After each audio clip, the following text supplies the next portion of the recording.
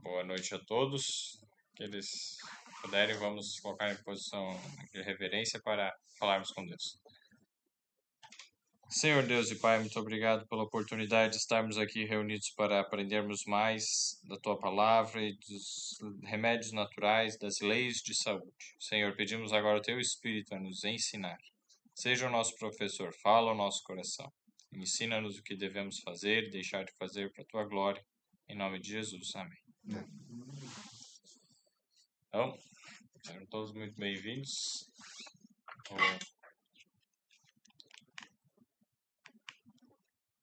Se quiser.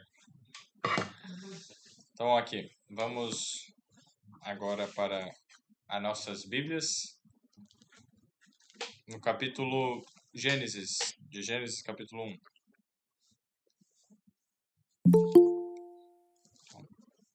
Começando sobre Gênesis capítulo 1, o que nós vemos aqui? No verso 6, nós vimos a respeito do segundo dia, né, no último estudo. Gênesis capítulo 1, o verso 6.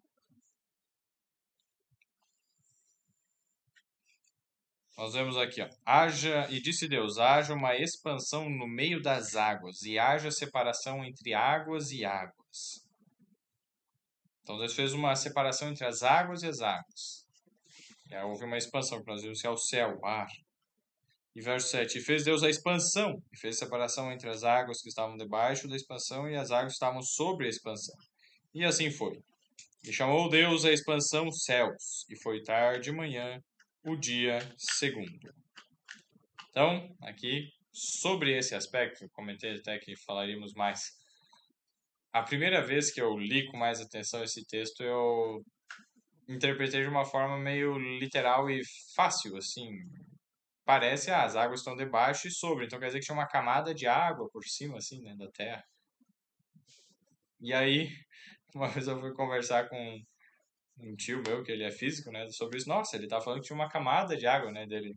Bom, assim, ó, segundo o que ele conhece, né, da física, ele falou, isso é impossível. Não era camada. Para Deus tudo é possível, mas nas condições físicas que nós temos no nosso planeta, com a física, não é possível haver uma camada de água que fique assim bem gigante, assim, de água ao redor da Terra. Ela ia cair, ia molhar tudo.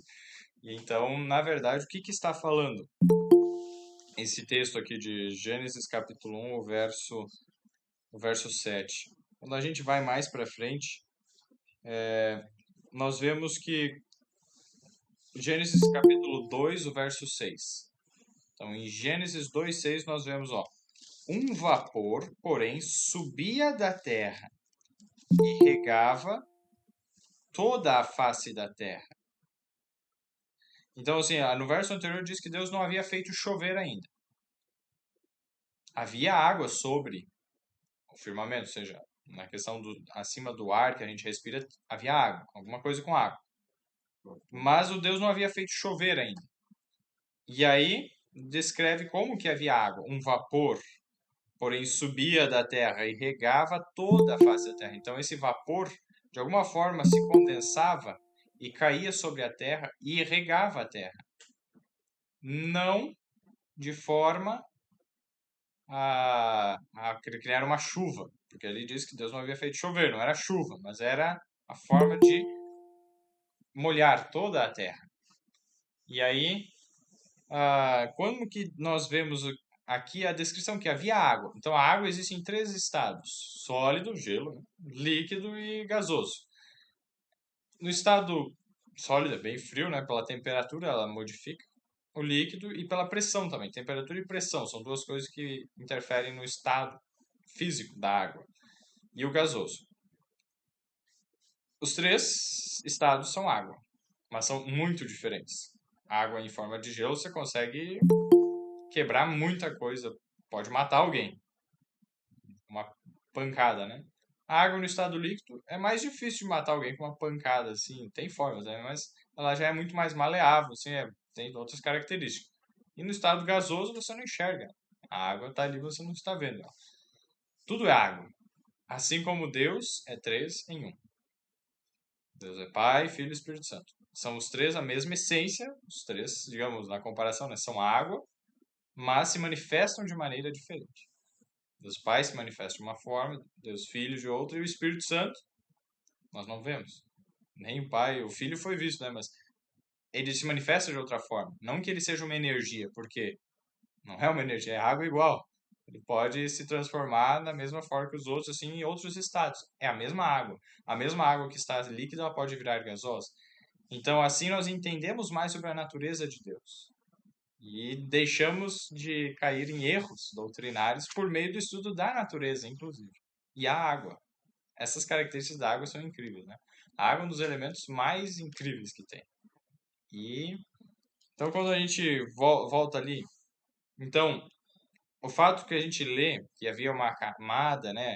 Havia água sobre o firmamento, sobre o céu, na verdade havia o que? Vapor. Lá o verso falou, havia o vapor subia e ele regava. Então, dessa forma que a água estava sobre o firmamento. Em outras formas também que existem as nuvens e tal, mas não havia chuva diretamente. Então é interessante nós prestarmos atenção nisso. Não é contrário à Bíblia crer que a Terra é redonda. Só caso alguém já tenha ouvido falar da teoria da Terra plana, não é contrário à Bíblia crer que a Terra é redonda, tá? É um estudo para outros momentos aí. Mas caso alguém tenha interesse, esse tio que eu estava conversando uma vez sobre a questão da Terra, essas questões, né? Ele fez um documento de 100 e poucas páginas, inclusive eu imprimi ele essa semana para dar uma estudada, explicando vários motivos, segundo a Bíblia e segundo a ciência, de como entender essa questão. A Terra é plana, a Terra é redonda, tá? Mas é para outro momento. Mas assim, vamos então aqui seguir na água.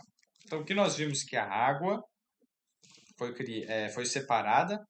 Primeiro que o verso 2 diz que a terra era sem forma e vazia, e havia trevas sobre a face do abismo, e o Espírito de Deus se movia sobre a face das águas. Então, o Espírito de Deus se movia sobre a face das águas. Então, era sem forma e vazia. E tinha água. Então, provavelmente tinha na superfície só água. Água e mais água. E aí, quando Deus faz a luz, e aí a separação, ao ver a atmosfera, Deus organizou esse aspecto. O ar, então, uma das primeiras coisas. Então, já vimos o sol sobre o ar, e agora a água. E aí, quando Deus chega ali, no verso 9, terceiro dia da criação, e disse Deus: ajuntem-se as águas debaixo dos céus num lugar, e apareça a porção seca. E assim foi. E chamou Deus a porção seca terra, e ao ajuntamento das águas chamou mares. E viu Deus que era bom. Então aí Deus organizou o lugar. A água agora vai ter o seu local, vai ter porção seca, a terra. E aí veio depois a questão, né, das ervas que foram produzidas. E aí mais tarde nós vamos estudar sobre isso quando chegarmos na sétima lei de saúde, que é sobre alimentação saudável. Os alimentos que Deus fez, as ervas, as coisas mais. E aí, seguindo então a respeito da água, nós temos esses aspectos principais. Como Deus criou. Agora eu vou pedir só para todos puderem deixar o áudio desligado, caso alguém tenha. É só clicar no botãozinho do microfone. Tá. Seguindo aqui, vamos para o texto que está em João, capítulo 3. João, capítulo 3, Jesus se encontra com Nicodemos. Nicodemos se encontra com Jesus. Um encontro mútuo, né? Então, assim, e ele vai falando algumas coisas. Nós já vimos na outra vez sobre o ar, a respeito disso. Mas aqui nós vamos ver novamente sobre a água. João capítulo 3, o verso 5. Jesus respondeu: na verdade te digo, aquele que não nascer da água e do Espírito não pode entrar no reino de Deus. Nascer da água e do Espírito. Então existe importância no novo nascimento da água. Quem não assistiu ainda o vídeo do meu testemunho, Vou depois deixar ali na descrição no YouTube e no grupo coloco também. Do primeiro vídeo, na primeira parte. Nascer da água, ou seja, um símbolo do batismo, né? Ser mergulhado na água, é algo muito importante, é um passo importante para a nossa aceitação e confirmação de fé em Cristo Jesus. Eu tive o privilégio de ser rebatizado no ano passado, então é uma bênção. E a partir de então Deus operou uma transformação, né? Confirmou a cura que Deus queria me dar e estava buscando, né, de uma situação de saúde que eu passei, bem grave. Vejamos Gálatas agora mais para frente. Deixa marcado João, que logo voltaremos em João. Gálatas.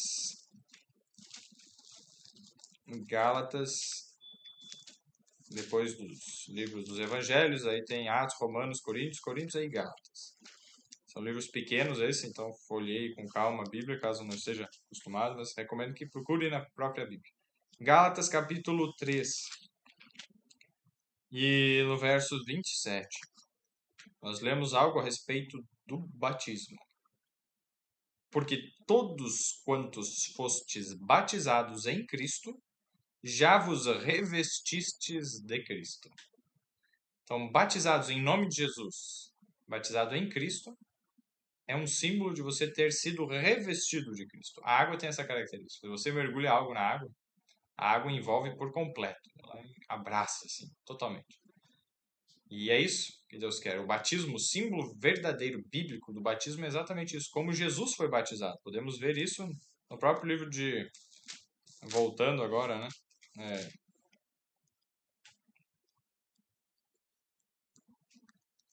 Mateus, na verdade. Voltando para o livro de Mateus, o capítulo 3. Mateus, capítulo 3. O verso 13. Aqui, então, em Mateus 3,13, nós vemos que, dando uma introdução, um contexto, né? Veio Jesus da Galileia, então veio Jesus da Galileia ter com João Batista, aqui no caso, né? Não o mesmo João que escreveu o Evangelho de João, que João Batista, junto do Jordão, para ser batizado ele. O Jordão era um rio, para ser batizado. E aí João, sou eu que preciso ser batizado, ó, verso 14. Mas João opunha-se-lhe, dizendo, eu careço de ser batizado por ti, e vens tu a mim? Mateus 3,15. Jesus, porém, respondendo, disse-lhe, deixa por agora, porque assim nos convém cumprir toda a justiça. Então ele o permitiu. E, sendo Jesus batizado, saiu logo da água. Peraí, Jesus, para ser batizado, ele entrou na água, num rio. Então, o batismo bíblico não é por aspersão, infusão, não é um pouquinho de água na cabeça, não. Se nosso relacionamento com Jesus for assim, olha, eu permito que você molhe só um pouquinho daqui, mas o resto não toca nada porque é meu. Não funciona assim. Não tem como nós sermos salvos se nós nos entregarmos parcialmente a Jesus. Nós precisamos nos entregar totalmente, deixar que Ele envolva totalmente a nossa vida. E isso é para o nosso próprio benefício. Por quê? Vamos agora para João, capítulo 3, novamente, como nós estávamos. Quem não nascer da água, João 3, verso 5. Quem não nascer da água e do Espírito não pode entrar no reino de Deus. Se nós não nascermos da água, ou seja, sermos totalmente revestidos por Cristo e do Espírito,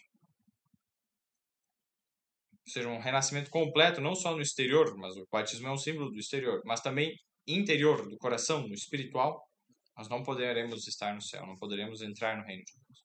Então Jesus quer nos salvar, somente em Jesus há salvação.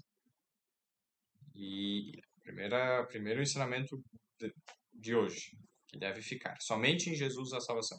E devemos entregar completamente a Ele. E aí, um batismo, se você ficar debaixo da água, né, é um símbolo da morte. Muitas pessoas morreram afogadas. Mas é rápido. O batismo é algo momentâneo. Você morre, mas já renasce, porque Deus não quer nos matar. Ele quer nos dar vida, então nós precisamos morrer para aquilo que causa a morte, que nos faz mal, e nascer para uma nova vida. E aí, então, esse é o batismo. É morte para a velha vida, um renascimento. Uma ressurreição para a nova vida em Cristo. E agora vamos ver João capítulo 4. Jesus falando a respeito da água. Da água. Vimos a água no exterior para nascer de novo, para nos envolver completamente. A água é importante para isso. E agora João capítulo 4, o seguinte capítulo, ele está falando com uma mulher que não era exatamente do povo de Deus. Uma parte do povo de Deus que se afastou, a, foi após outros deuses, virou idólatra, depois voltou mais ou menos para Deus e estava lá aquele povo meio misto, assim, que eram os samaritanos.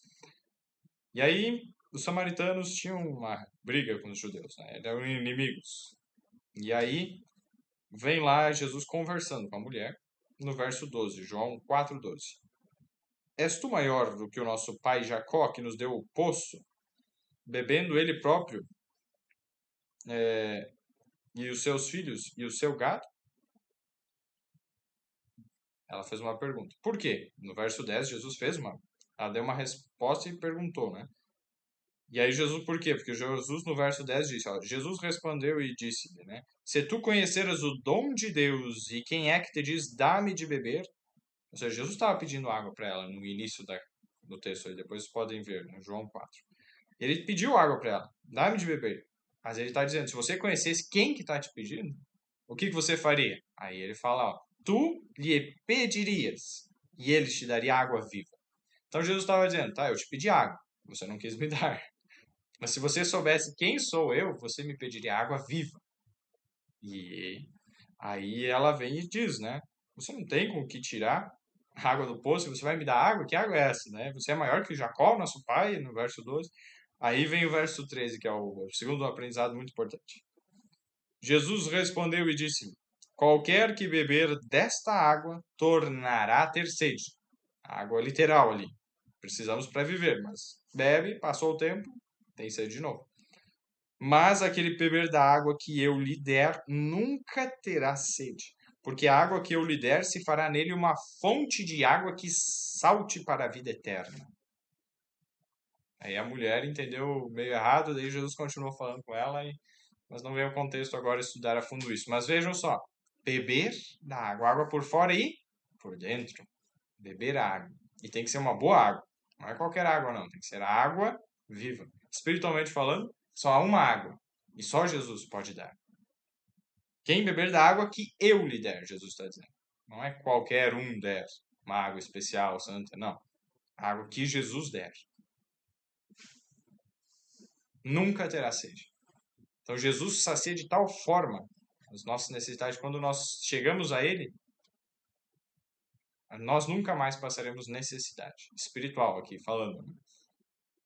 E existem outras promessas na Bíblia, né? Que Deus nunca permitirá que seus filhos passem necessidade, mendiguem o pão. Podem passar por momentos apertados, difíceis, mas Deus sempre providencia. Outro estudo também. Mas água viva que sacia totalmente a nossa necessidade espiritual. E fica parada aqui, a gente tá, tô bem agora e acabou, o resto não importa? Não.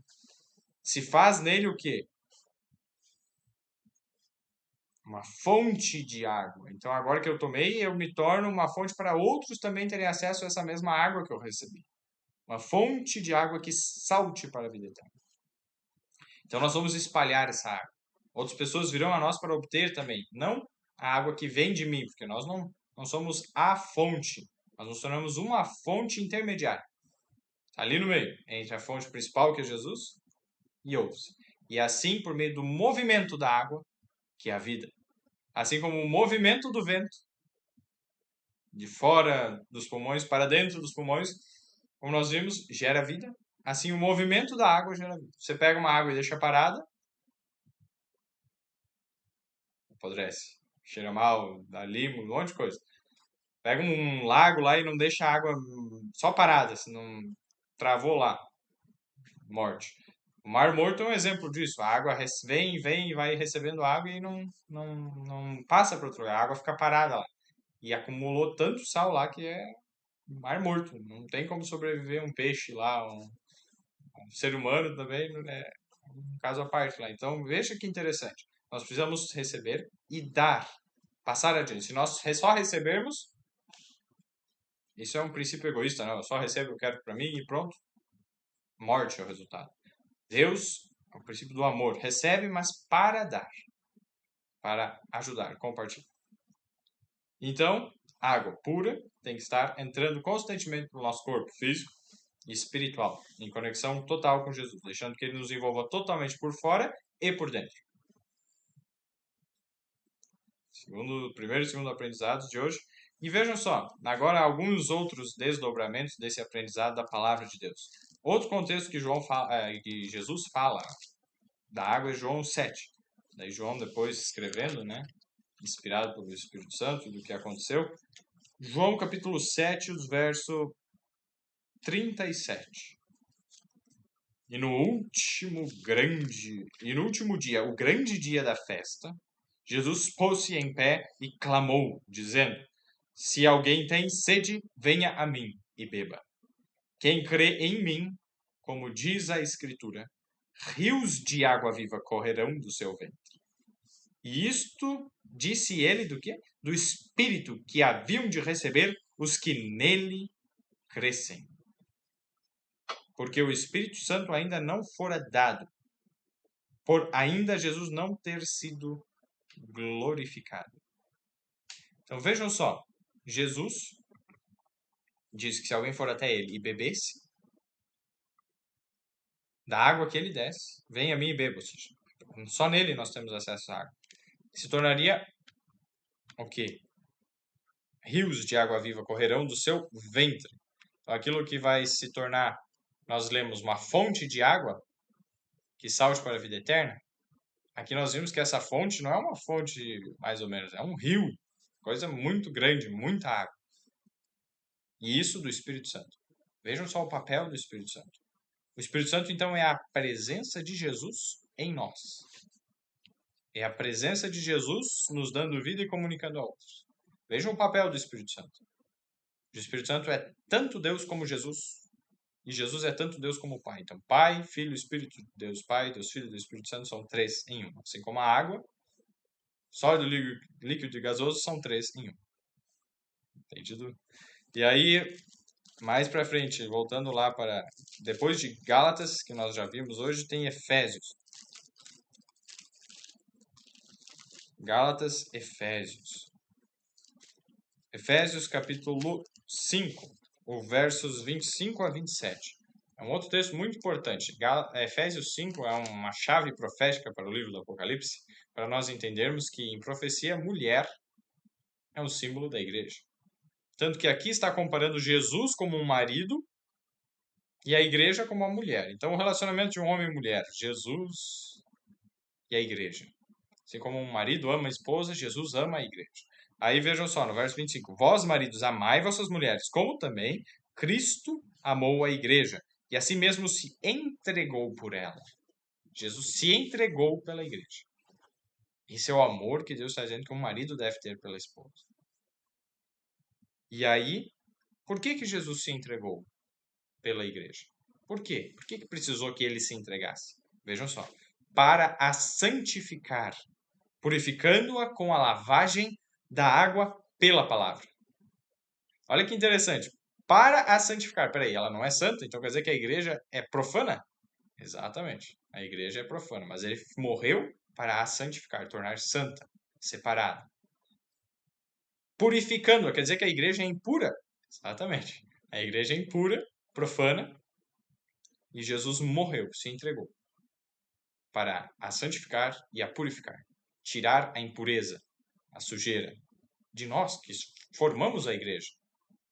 Somos os membros de um corpo que compõe a esposa do Cordeiro. Então, Jesus morreu para me purificar, como a água lava e purifica. Para me santificar, nos santificar. E com a lavagem da água. Então, precisa da água para fazer isso. Sem água, pela palavra. Pela palavra. É por meio da palavra de Deus que essa lavagem acontece.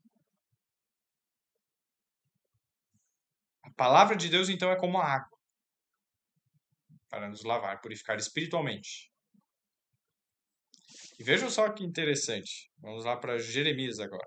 Salmos, Provérbios, Eclesiastes, Cantares, passa do meio da Bíblia, daí vem Isaías de Jeremias. Jeremias capítulo 2.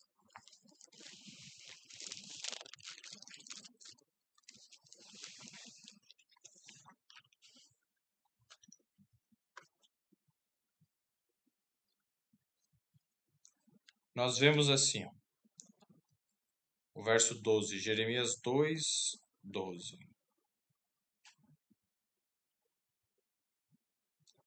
Espantai-vos disto, ó céus, e horrorizai-vos, ficai verdadeiramente desolados, diz o Senhor. Por, porque o meu povo fez duas maldades. A mim me deixaram um manancial de águas vivas e cavaram cisternas rotas. Cavaram cisternas rotas, que não retêm água. Cisternas vazias. Cisterna é como se fosse um poço. Então Jesus está dizendo que fizeram duas maldades. Primeira, deixar Jesus. É interessante, novamente, Jesus é Jeová. Ele se apresenta como tal. Por quê? Porque aqui nós estamos dizendo, vendo que no contexto, no final do verso 12, está dizendo Senhor nas palavras que no hebraico são tetragrama sagrado. As quatro letras, né, que são o nome de Deus, que o mais parecido com o português seria YWHW. É só consoante. É como pronuncia, ninguém sabe, só Deus.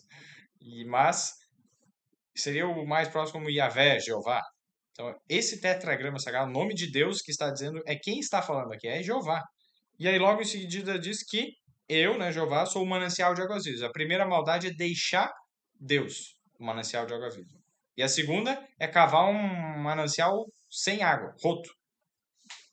E ficar satisfeito com isso. Duas maldades. Então a água que nós estamos percebendo.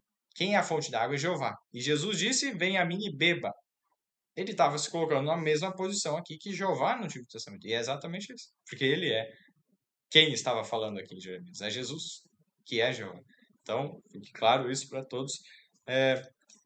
E olha só, tem um outro texto agora que eu lembro que eu estudei essa semana, que eu agora não me fugiu qual é, que diz o seguinte: o povo de Israel também fez uma maldade. Pegaram sabão e tentaram se lavar. Até salitre, né? Eu até fui pesquisar, salitre é nitrato de sódio ou de potássio, né? Nitrato é uma substância que é utilizava às vezes para limpeza e até para fazer bomba, né? Mas tudo bem. Aí nitrato, né? Ou seja, salitre. Pegaram salitre e sabão.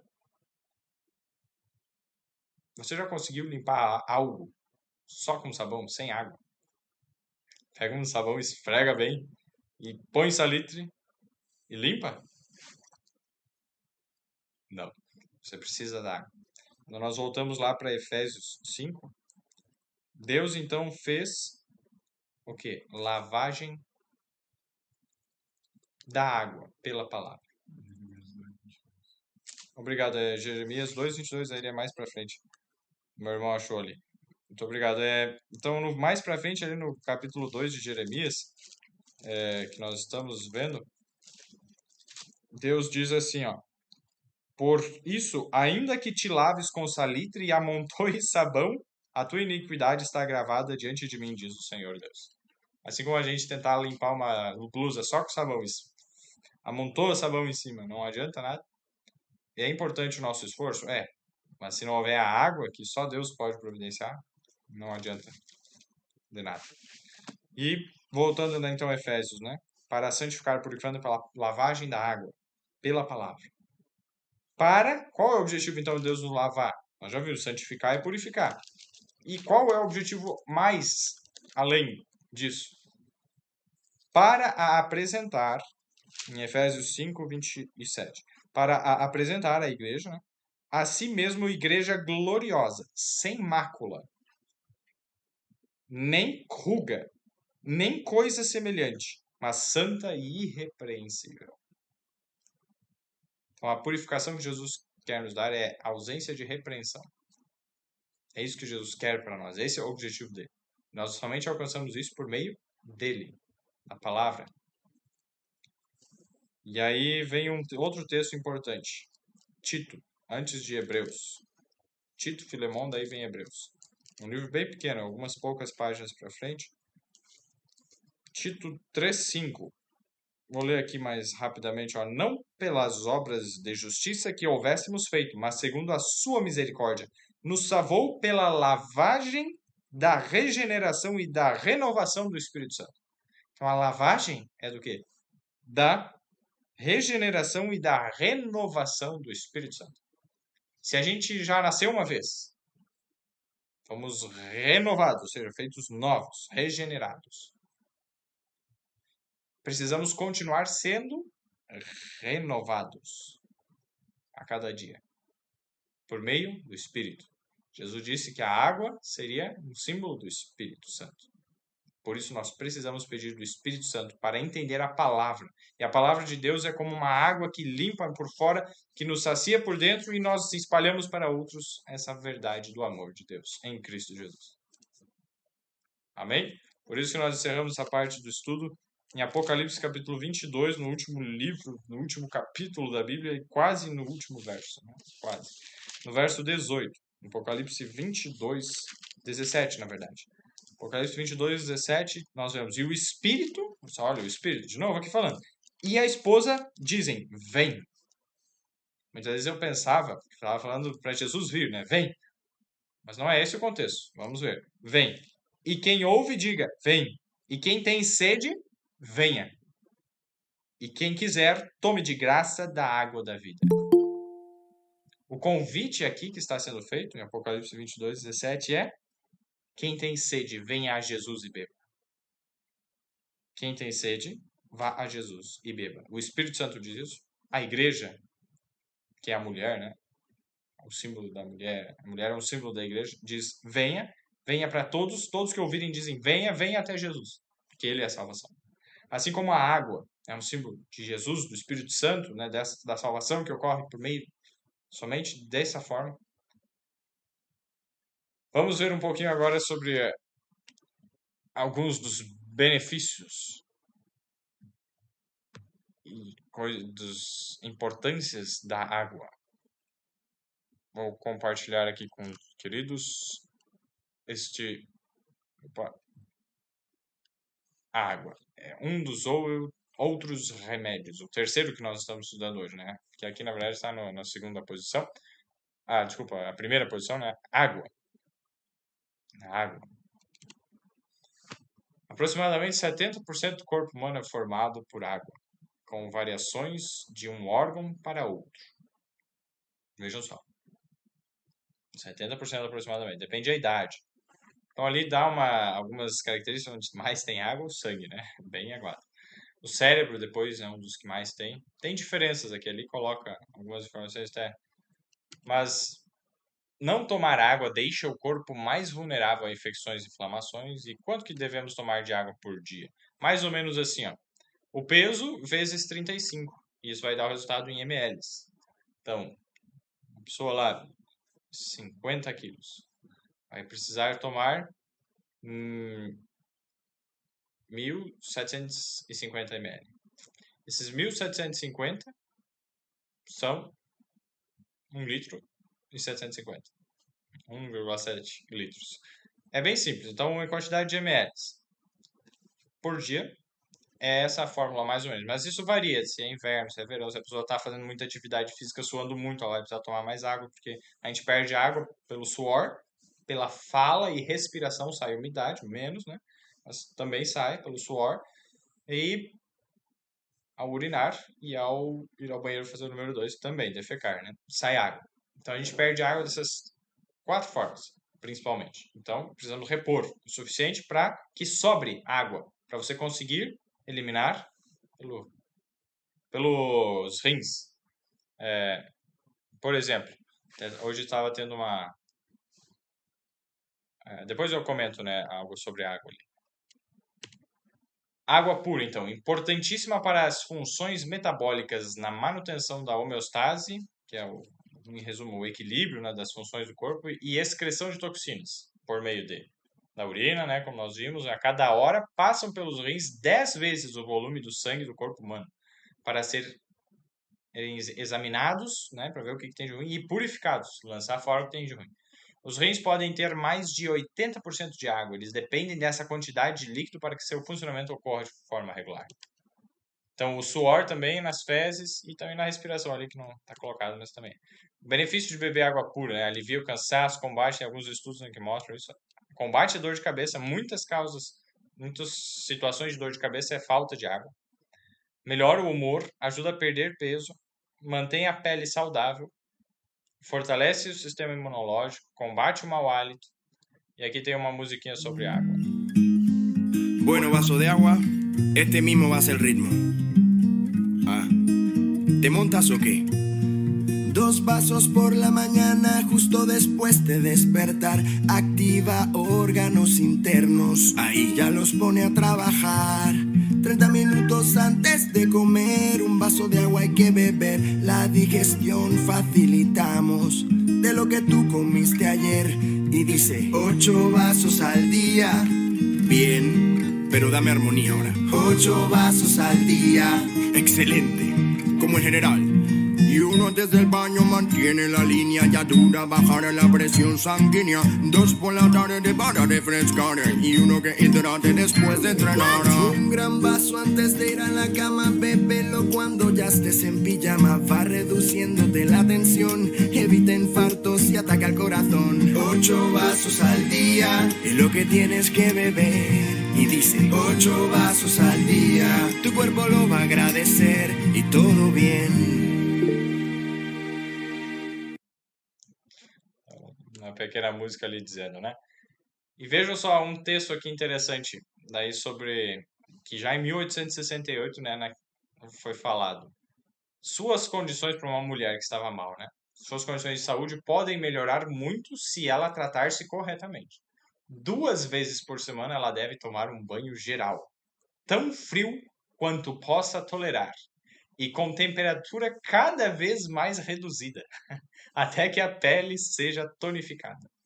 Então veja só, falando num país lá, num contexto que é frio, que neva, uma mulher doente, imagina que ela não tomava banho, né? Muitos lá, descendentes europeus, né, não tomavam banho.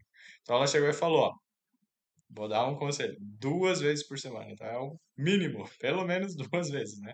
Pra ter saúde. E como deve ser o banho bem quentinho, tem o seu local, o seu benefício do banho quente, mas tão frio quanto possa tolerar e com temperatura cada vez mais reduzida, até que a pele seja tonificada.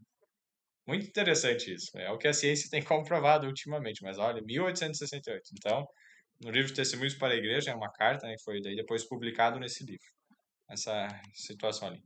Então, existe o uso externo da água, como hidroterapia. E olha só, novamente uma citação no Espírito de Profecia, né, Ellen White, falando, guiada por Deus. A aplicação externa da água é um dos mais fáceis e mais satisfatórios meios de regular a circulação do sangue. Um banho frio ou fresco é excelente tônico. Um banho quente abre os poros, auxiliando assim na eliminação das impurezas. Tanto os banhos quentes como os neutros acalmam os nervos e equilibram a circulação. Daí existem diferentes tipos de tratamento hidroterápico. Banho vital, escaldapés alternado entre quente e frio, banho de tronco, banho de imersão, banho de contraste, quente e frio em si, né? A ducha escocesa, tem vários, hidromassagem, tratamento para sinusite com água, né, no rosto. E a diferença, então, dos efeitos no corpo, do calor aumenta a circulação, o frio reduz a circulação. Aumenta a inflamação, a reação inflamatória, o calor, o frio reduz a reação inflamatória. Aumenta a produção de edemas, o calor no frio reduz a produção de edemas. O calor aumenta a hemorragia, o frio reduz a hemorragia. E com o asterisco de que frio demais piora a hemorragia, porque daí inibe os fatores de coagulação. Então, melhor uma temperatura intermediária quando a pessoa precisa tá muito, digamos, ferida, precisa coagular muito sangue. Mas em resumo, o frio, ele faz o que? Ele contrai os vasos. Então, ele diminui a quantidade de sangue que passa por ali, ele facilita formar um trombo ali, um coágulo, né, que é preciso quando a pessoa se cortou. Mas em casos que a pessoa está muito, extremamente ferida, em casos graves, você não pode deixar a pessoa fria, porque senão a hipotermia tem outros problemas, vai produzir toxinas e aí inibe os fatores de coagulação que vão ser muito mais importantes. Então você precisa manter a pessoa mais aquecida. Então, só uma ressalva. Calor diminui as dores musculares e espasmos. E o frio reduz as dores musculares e espasmos. Ambos diminuem. Isso que é interessante. Nós trabalharmos, dependendo do caso, né, ambas situações. O calor diminui a rigidez arterial e o frio aumenta a rigidez arterial. O calor diminui a pressão nas artérias e o frio anestesia a região. e pode até elevar um pouco a pressão. Então, aqui uma foto, né, da água, um banho, né, que a gente fez lá na cidade de Lacerdópolis, tem uma cachoeira muito bonita. E aqui a gente pulou e deu para tirar uma foto. Aqui o pessoal pulando, né? Tinha vários. Então, queridos, o que eu queria comentar, deixa eu cancelar, né, aqui a apresentação, a respeito ali da água. Por que nós precisamos tomar bastante água? Imagine que você tem que limpar uma casa, a sua casa, e você pega um balde d'água e você tem que tirar o pó, limpar o chão, limpar os banheiros, só com aquele balde d'água. No início você começa, tá tudo bem, vai limpando. De repente a água começa a ficar cinza, preta, e você vai passando o pano e vai sujando mais que limpando e não pode usar mais, é só isso de água.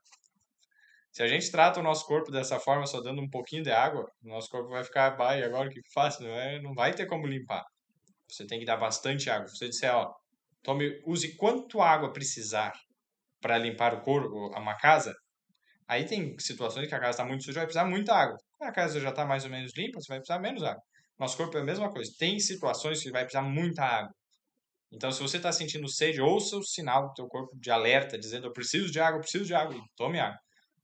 E se você não está com sede, dependendo da situação, analise se você está usando o mínimo de água, porque tem vários fatores que podem levar alguém a não sentir sede.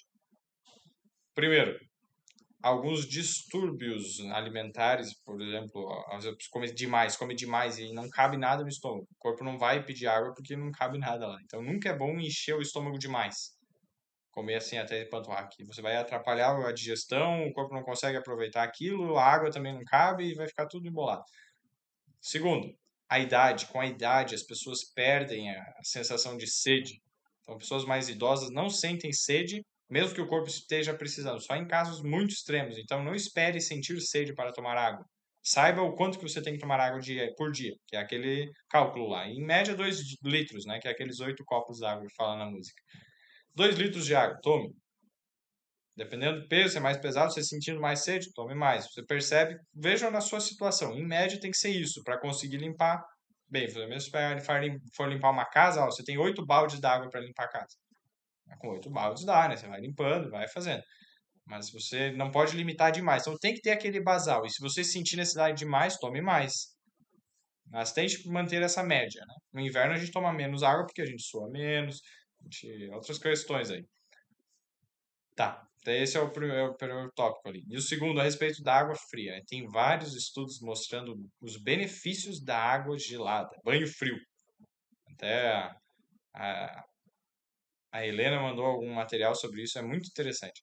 Tanto que tem até um homem lá, que não lembro o nome dele, que é o mesmo que faz aquela que nós comentamos da última vez, de respiração extrema, assim, que pode até desmaiar. Não recomendo tanto. Mas ele faz banhos frios, até com gelo. Água com gelo, ele põe lá e entra naquela água.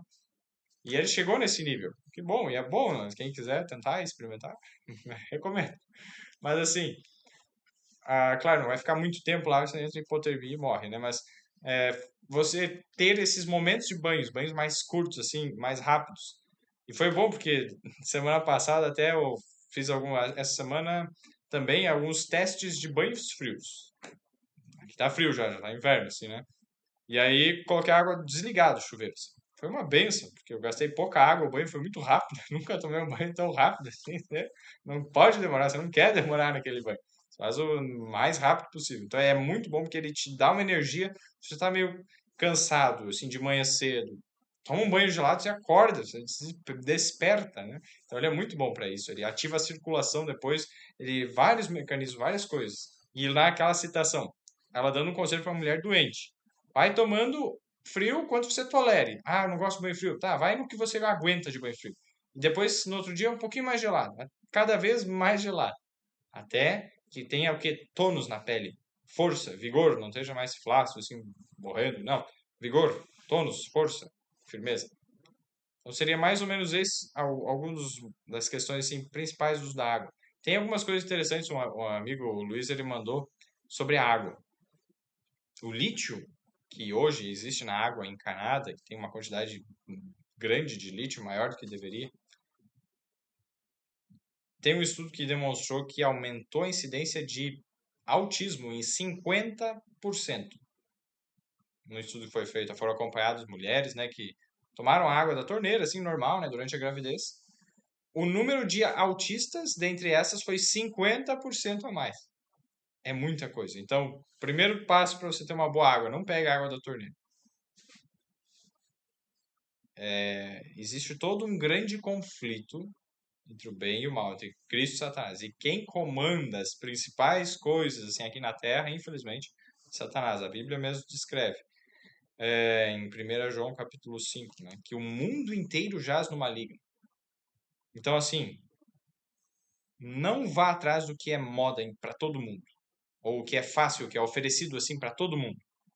A água da torneira passa por alguns processos, algumas questões, e pode ser que não seja intencional em alguns casos, é verdade, mas creio pela palavra de Deus que existem muitas coisas que são colocadas, que são intencionalmente colocadas para causar mais miséria, doença, morte. 50% a mais de autismo, só pelo fato de ter a quantidade mais alta de lítio na água. A mesma coisa que eu até comentei outra vez, o chocolate. Se não me engano, eu comentei aqui, né? O chocolate, a maior parte das marcas de chocolate, foi feito um estudo aqui no Brasil, a maior parte delas, quase todas, de chocolate, tem níveis tóxicos de cádmio e chumbo. Por que alguém colocaria cádmio e chumbo, metais pesados que não são eliminados no nosso corpo com facilidade, ficam acumulados, causam várias doenças neurológicas e musculares e vários distúrbios? Por que alguém colocaria isso no chocolate? Então, fica... Então, nós percebemos que nós precisamos de uma boa água. A água, qual é a melhor água? Esse é um tópico que eu quero abordar. Muitos falam, né? A água tem que ser alcalina, né? pH 8, 9, 10. Fuja dos extremos. A água muito alcalina não é boa. Existem algumas fontes que têm água alcalina, tudo bem, ela tem os seus benefícios, seus momentos, assim, mas excesso de água alcalina, para quem está com problema de digestão, é terrível. Por quê? A água, para entrar no nosso corpo, geralmente passa primeiro pelo estômago. E aí vai para frente. Se você tomar água muito alcalina, dependendo do problema estomacal que você está tendo, você vai neutralizar a acidez. Nós precisamos de acidez no estômago. E aí você vai dificultar a digestão de proteínas e outras coisas. Então, água muito alcalina piora distúrbios digestivos. Se alguém está tendo problemas de digestão, dispepsia, não tome água muito alcalina. Tome água neutra, pH neutro e mais ácido. E dê um intervalo maior entre o momento que você tomou água, você comeu. A média das pessoas é 2 horas para voltar a tomar água, porque já vai ter passado essa primeira etapa da digestão mais ácido, né? Já vai ter feito lá a desnaturação e a digestão das proteínas, principalmente, e aí depois já vai ficando, o estômago já não fica tão ácido. Você pode tomar água, mesmo se for alcalina, quem não tem problema pode tomar. Mas quem está tendo problemas de digestão, uma dispepsia, esse processo muitas vezes leva mais tempo, 3 horas, 4. Então, assim, ó, se está levando mais tempo, 3 horas, então muitas vezes você precisa dar um intervalo maior de digestão para tomar água depois da refeição. Tá? Uma dica. E quem está tendo esses problemas, tome água ao pH neutro e mais ácido. Um pouquinho mais ácido, 6, assim, 5, não muito mais. Por que eu digo isso? Novamente, aquela questão. Perceberam-se em estudos que o nosso corpo, quando está muito ácido, favorece meio ácido, simplesmente tumores, doenças, inflamações e várias coisas, especialmente o câncer. O câncer cresce em meios ácidos. E aí muitos nessa loja, não, você cresce meio ácido, tem que alcalinizar. Então tá, vamos tomar água alcalina. E, bom, como é que eu alcalinizo a água? Põe em bicarbonato. Ótimo, bicarbonato na água e água com bicarbonato. Essa não é a melhor forma de você alcalinizar o seu corpo. Por quê? O corpo tem vários mecanismos para ajustar o pH. E a água que você toma não é a coisa que mais interfere no pH da sua célula lá. Mas o que mais interfere no pH da sua célula é o tipo de alimento que você come. Se você come muito alimento, muita proteína, especialmente de origem animal, queijo, carne, excesso de ovo, você vai ter acidez a nível intestinal e sanguíneo, levando as células a terem acidez. E o rim é sobrecarregado. Se você quer alcalinizar o seu corpo, tire totalmente os produtos de origem animal e você terá um sangue mais alcalino, células mais alcalinas. E a água é um fator de pequena interferência, diretamente assim. Existem fatores que interferem muito mais a água, como nós já vimos, a questão de presença de agrotóxicos, metais pesados ou metais assim, que não é para ter em grande quantidade, lítio, outras coisas, minerais, né? Então, primeiro, procure uma água de fonte natural, a melhor que você conseguir, de nascente, poço artesiano, de fonte, assim, a melhor que você conseguir, que não seja contaminada, assim, né? Não é bom que tenha bactérias, assim, né? Coliformes fecais, não é bom. Isso mesmo, a Helena ali mandou uma mensagem ali mesmo que muitas mesmo crises de asma podem ser tratadas, né? Ela até me mandou essa reportagem ali. Vou ler aqui, né? Crises de asma podem ser tratadas com água. Água com sal. É rápido para passar, né, a crise. Alergias normalmente são problemas de falta de hidratação. Interessante isso. Também mais alguma coisa que ela colocou ali antes, né? Se tomamos pouca água por dia, nosso corpo toma água de cocô, ou seja, retira o que precisa do intestino. É verdade. Vai sugar o máximo de água lá do intestino. Uma água não é o melhor local para tirar do intestino grosso, assim, em grande quantidade, né? E se está tão desesperado por água, pode ser que passe algo que não devia, né, para o sangue. É um mecanismo que tem, não, o corpo purifica bem, mas se você tomar pouca água, vai fazer tanto isso que o teu intestino vai ficar tão ressecado que você vai ter dificuldade no banheiro, vai ficar constipado. Então, falta de água causa problemas no intestino. Tem que tomar água para o teu intestino funcionando bem. Outra comparação, né? Se não tomamos água suficiente necessária, é como nossos rins não lavassem a roupa. É como se nossos rins lavassem roupa o dia inteiro. Uma máquina de lavar. Com a mesma meleca, né, de água o dia inteiro. E aí tem estudos que dizem que no final, depois de um banho quente, se não quiser tomar todo o banho frio, tome pelo menos 20 segundos nas extremidades. Interessante, obrigado pelas dicas. Então, muitas vezes pode tomar o banho quente, né, ou morno, assim, e depois no final, uma ducha gelada ali. O máximo do corpo que você conseguir, o mais gelado que conseguir, né? Se não, pelo menos nas extremidades, os braços, as pernas. Então, é mais uma dica interessante. E a respeito disso,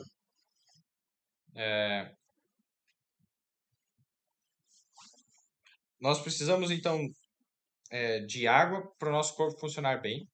Tomar água, nós vimos. A melhor água que você conseguir numa fonte nascente. Se o pH dela é mais alcalino, mais ácido, tudo bem. Você pode ver que tem muitas águas de minerais muito boas, excelente qualidade, que tem um pH de 6.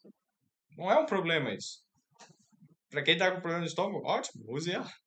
Então, algumas coisas assim. E ingerir assim, o máximo. Assim, tem várias formas de tomar. Tem alguns que dizem que você tem que tomar aos pouquinhos, um golinho cada vez, e outros dizem que você tem que tomar intermediário. Nisso não tem uma regra bem fixa. Mas o último tópico que eu quero abordar aqui com vocês é sobre esses tratamentos de água, quente e fria. Antes de falar sobre os tratamentos em si, por que hoje não é muito bom nós tomarmos banho muito quente por muito tempo no chuveiro normal? Por causa dessa água que a gente tem. Não é a melhor.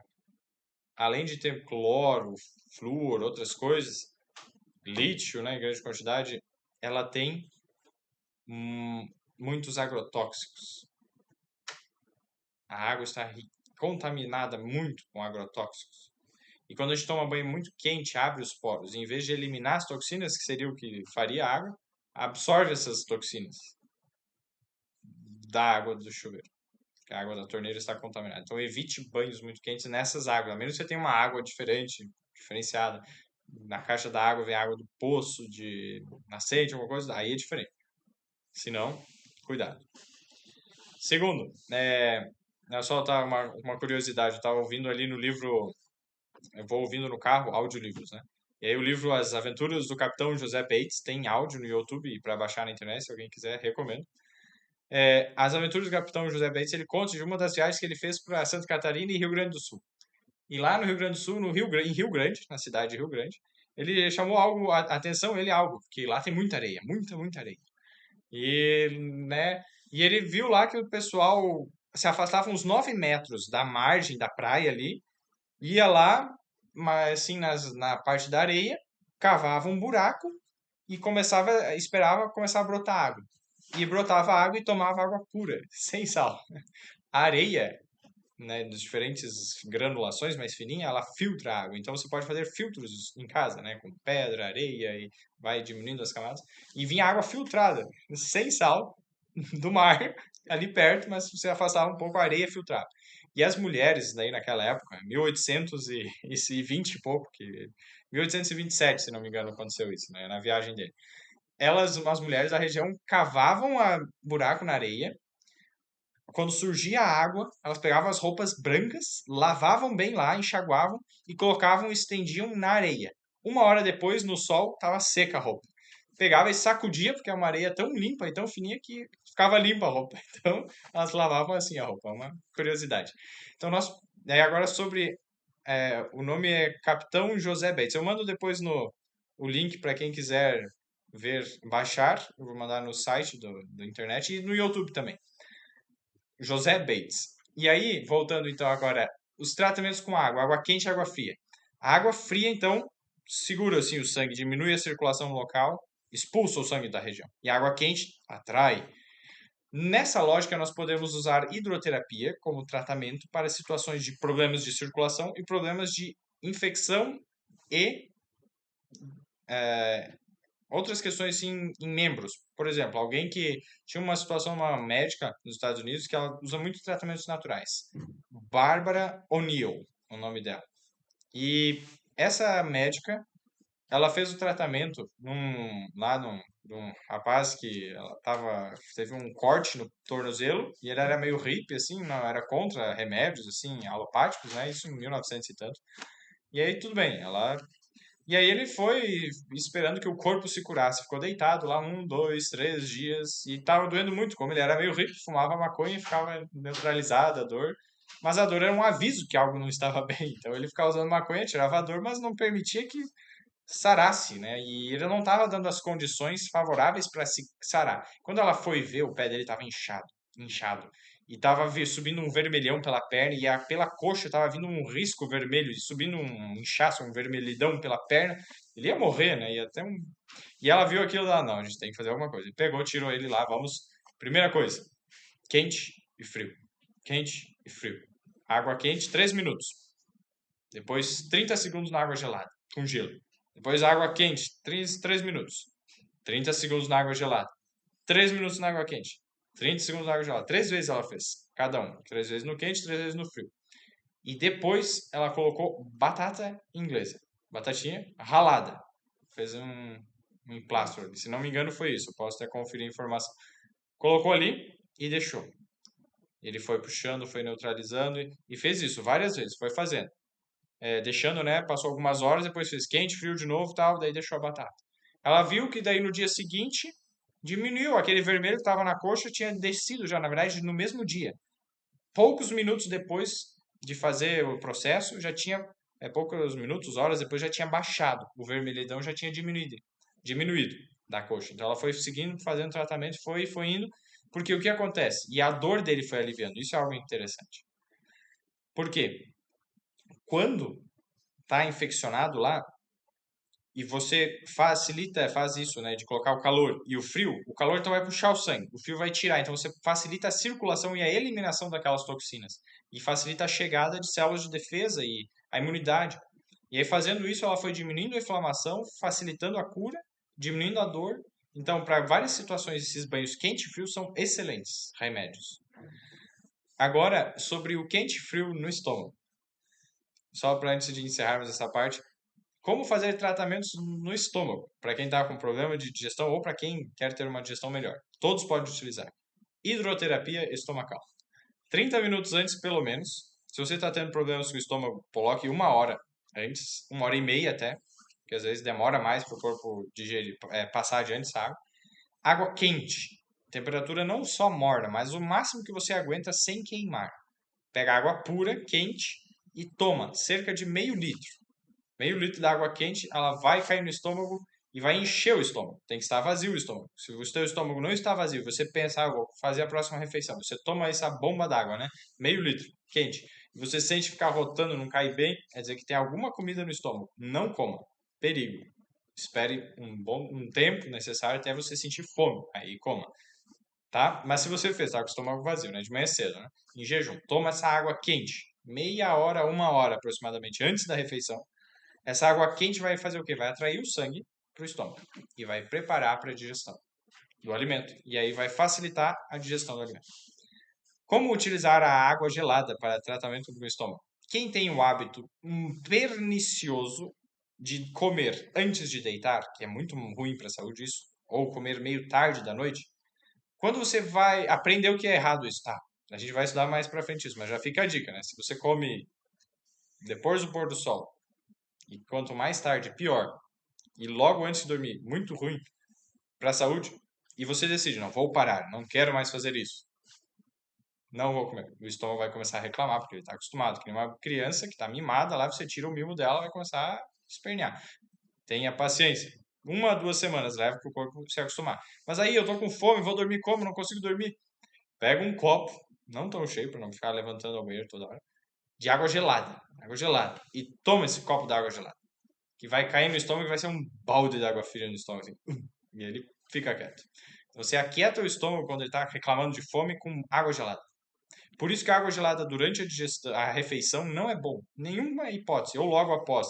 Por quê? Vai atrapalhar a digestão, o sangue vai sair dali e vai demorar para o corpo reaquecer aquele alimento e há um transtorno grande. Não tome água gelada junto com as refeições. E de hábito, não fique tomando muita água gelada, não é muito benéfico. Mas nessa situação, água gelada, para acalmar a sensação de fome, uma boa alternativa.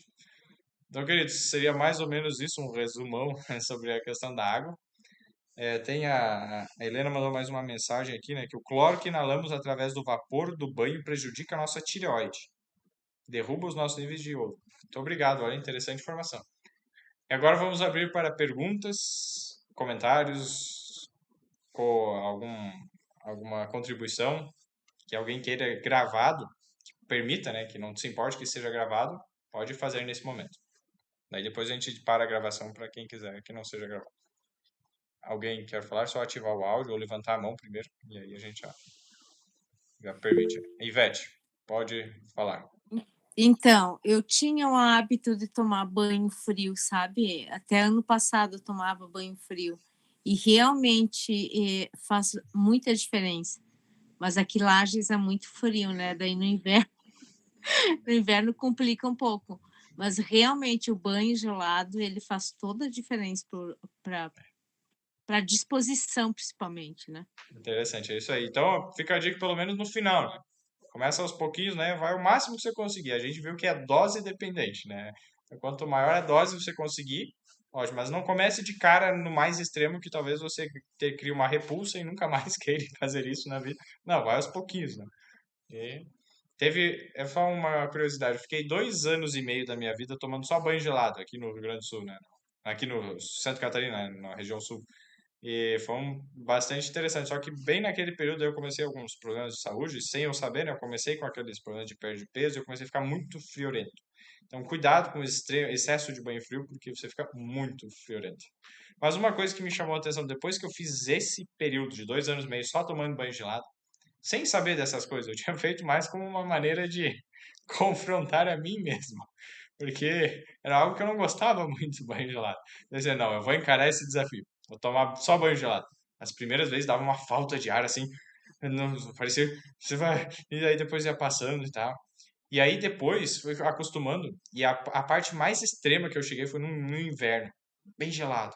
Você entrar e tomar um banho gelado. Como se estivesse tudo bem. Você entra no banho gelado, você quer pular, você dá umas mexidas, né? E aí esse teste, recomendo para quem quiser testar os seus nervos, né? Controle pessoal. Você entra na água gelada e deixa cair no corpo e não contrai nenhum músculo assim de forma forte. Deixa entrar como se fosse um banho normal. Vai tomando banho, se segurando assim. É um teste muito interessante. Aí depois que eu fiz esse período de 2 anos e meio, eu praticamente não levava sustos. Acontecia uma coisa, o pessoal se assustava. Eu tinha um controle tão grande das emoções que eu não me assustava. Dava um estouro, uma coisa, todo mundo se assustava, eu tranquilo. Então, uma dica aí. Há vários benefícios, inclusive emocionais e psicológicos.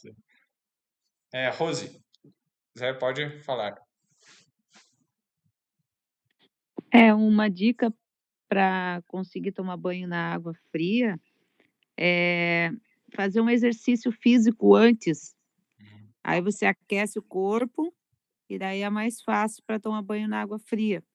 Ultimamente eu tenho feito isso também, eu tomo banho na água morna, não tão quente, porque depois que tu acostuma na água fria, você não consegue mais tomar banho naquela água muito quente, como se tomava antes, né. Aí eu tomo ela um pouco na morna e depois eu passo para fria e finalizo com a fria, agora no inverno, né. Sim. Mas quando você faz um exercício físico antes, é bem mais fácil para você tomar banho. E uma outra coisa que eu queria te perguntar você é da onde? Eu moro atualmente em Capinzal, Santa Catarina. Ah, é longe, né.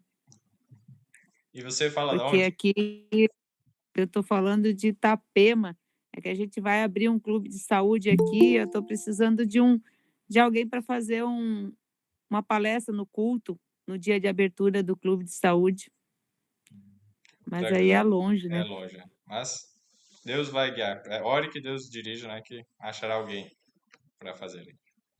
Precisava alguém mais de perto aqui, porque senão Sim. fica muito mas É, então é isso. aqui a Fran, ela comentou algo da, sobre a água ali. Um soluto não é separado por filtração, provavelmente havia uma fonte de água doce, é verdade. Bem lembrado, só acabei ouvindo lá no livro, nem prestei atenção. Então a areia naquela situação lá do José Bates, não era ela que filtrava a água do mar. Provavelmente essa água vinha da terra, tinha um outro local, uma outra fonte que vinha e estava ali próximo ao mar, mas não se contaminava. É isso. Obrigado pela informação aí, para corrigir a informação aí do vídeo. Obrigado. E ela só perguntou qual igreja você frequenta, Rosi. A Fran perguntou. A Franci... E Itapema, Santa Catarina, central. A Central. Tá. Isso aí, eu acho que eles estão para se mudar para aí, eles são daqui, da região. Eles podem fazer algumas palestras lá, o Nicolas. Para lá domingo, ó, a Fran tá indo para lá domingo. Lá, Ah, se como mudando é que para a lá, gente inclusive faz eles para estão indo de mudança para lá. a gente pode conversar, tu consegue pegar o meu contato aí no grupo? Pode ser, tenta me mandar uma mensagem, acha o meu contato e manda, pode ser? Tá, vamos, daí depois a gente Tá. fala sobre isso. Alguém mais tem algum comentário, uma pergunta?